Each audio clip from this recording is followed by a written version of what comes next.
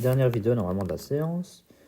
Donc je lis l'énoncé. Un enfant de 40 kg assis sur une luge sur la pente d'un talus enneigé à partir d'une hauteur de 2,5 mètres en étant initialement en repos. Quelle est la vitesse en bas de la pente si on néglige le frottement? Quelle est sa vitesse en bas de la pente si le frottement lui fait perdre 25% de son énergie mécanique? Du coup, premier cas, pas de frottement. Du coup, variation d'énergie mécanique est égale à 0. Il n'y a pas de travail de force non conservative. Du coup, on n'a que l'énergie mécanique initiale va être égale à l'énergie mécanique finale. Regardons de plus près à l'énergie mécanique initiale. C'est égal à l'énergie potentielle initiale plus l'énergie cinétique initiale. On est d'accord, il est en haut de la pente, il n'a pas de vitesse pour l'instant. Par contre, il a une énergie potentielle qui est égale à mgh. Le gaillard fait 40 kg, 9,80 la gravité, et il a 2,5 mètres. Super. Par contre, l'énergie mécanique finale, c'est quoi? C'est égal à l'énergie potentielle finale plus l'énergie cinétique finale. Quelle est son énergie potentielle à la fin? 0, parce qu'il a une hauteur de 0 mètre. Son énergie cinétique finale, ça va juste être égal à 1,5. Sa masse, 40 kg, fois la vitesse finale qu'on ne connaît pas, au carré.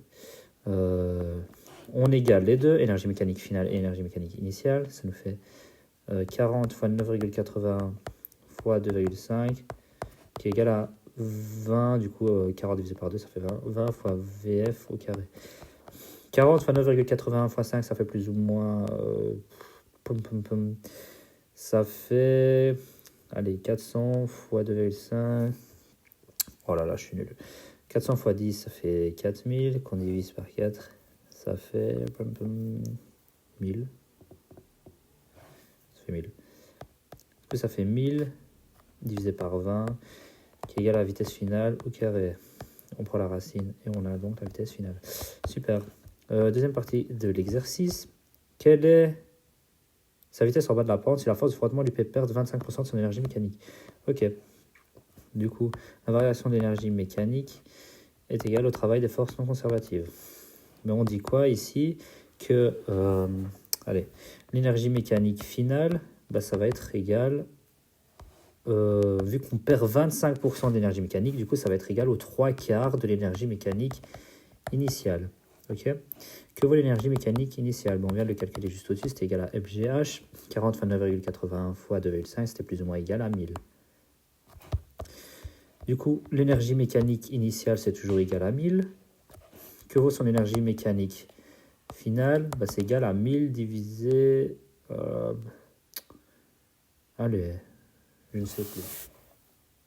Oui, l'énergie mécanique finale, pardon, c'est égal à 1,5 la masse fois la vitesse finale au carré. Et ça, on sait que ça va être égal à 3 quarts de 1000.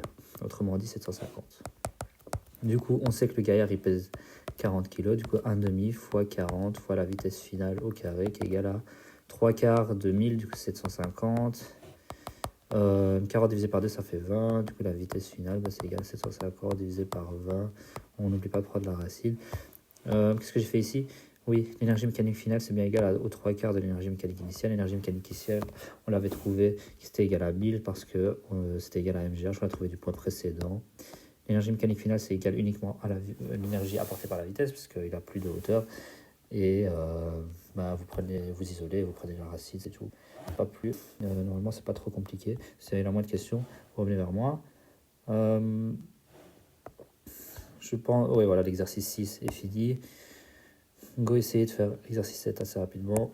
Vous aimez bien quand c'est plus court aussi.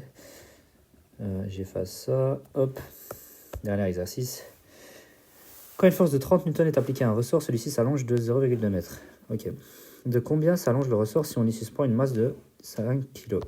Il y a deux parties de l'exercice. Quand une force de 30 N est appliquée à un ressort, celui-ci s'allonge de 0,2 m. Du coup, lorsqu'on applique une force de 30 N, on a un allongement X qui est égal à 0,2 m. Qu'est-ce qu'on fait de ces informations-là? En fait, ça va nous permettre de trouver la constante de raideur du ressort, le K. Parce que c'est important.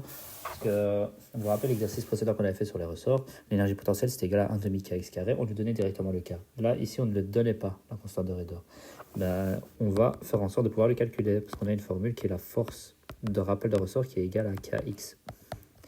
Du coup, si je réécris la force, 30 qui est égal à K fois 0,2. On peut trouver donc 0,2 qui vaut 30 on peut trouver K qui est égal à 3 divisé par 0,2. Du coup, on a que K, ça vaut 150 newtons par mètre. Ok, la constante de Redor. On a trouvé le K. C'est utile. Parce que on nous demande de combien s'allonge le ressort si on y suspend une masse de 5 kg. Du coup, on a notre ressort dont on connaît la constante de Redor qui est égale à 150 newtons par mètre. Et on y suspend une masse de 5 kg.